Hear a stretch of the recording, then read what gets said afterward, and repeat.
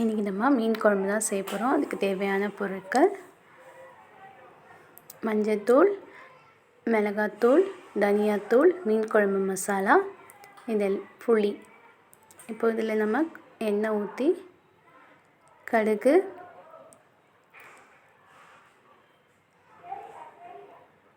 வெந்தயம் போட்டு தாளிச்சுக்கலாம்.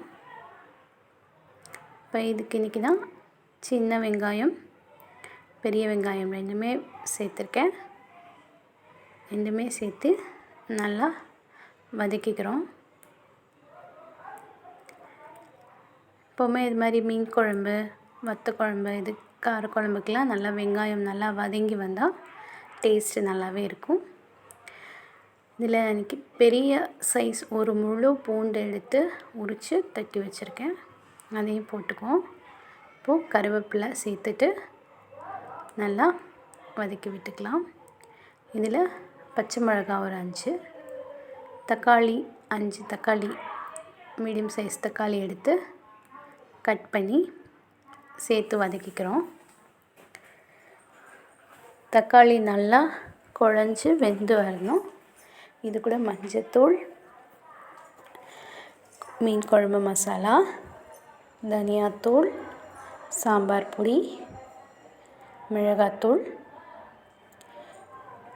எல்லாம் சேர்த்து இது கூட அந்த புளி ஊற வச்சிருந்த புளியையும் சேர்த்துக்கிறோம். புளி தண்ணியை சேர்த்துட்டு நல்லா மசாலாவோடையே சேர்த்து நல்லா வர மாதிரி கிளறிக்கலாம். இதோட அரை மூடி தேங்காய் இன்றைக்கி நான் எடுத்திருக்கேன். தேங்காய் அரைச்சி ஊற்றாமல் பால் மாதிரி செஞ்சு தேங்காய் பால் ஊற்றிருக்கோம். இப்போ நல்லா குழம்பு கொதிச்சிருச்சு. இதில் நம்ம கட் பண்ணி வச்சுருந்த மீனெல்லாம் எடுத்து போடுறோம். போட்டு இதில் மல்லித்தழை கொஞ்சம் போட்டுட்டு நல்லா கிளறி விட்டுட்டு இதை இப்போ மூடி வச்சுக்கலாம்.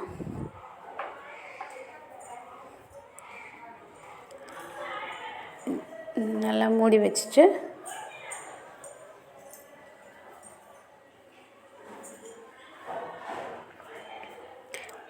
கிண்டி விட்டுக்கோங்க. கிண்டி விட்டு இது நல்லா கொதிச்சதுக்கப்புறம் அவ்வளோதான், ரெடி ஆகிடுச்சு. இதில் கொஞ்சம் கடைசியில் தேங்காய் எண்ணெய் மட்டும் ஆட் பண்ணிக்கலாம். இப்போது சுட சுட சாதம், மீன் குழம்பு. இன்றைக்கி நான் ஃபிஷ் ஃப்ரை பண்ணியிருந்தோம். நல்ல மசாலா உதிராமல் எவ்வளோ சூப்பராக வந்திருக்கு பாருங்கள். இதோட லிங்க் வந்து டிஸ்கிரிப்ஷனில் கொடுத்துருக்கேன். மீன் குழம்பு இப்படி ட்ரை பண்ணி பாருங்கள். பிடிச்சிருந்தால் லைக் பண்ணி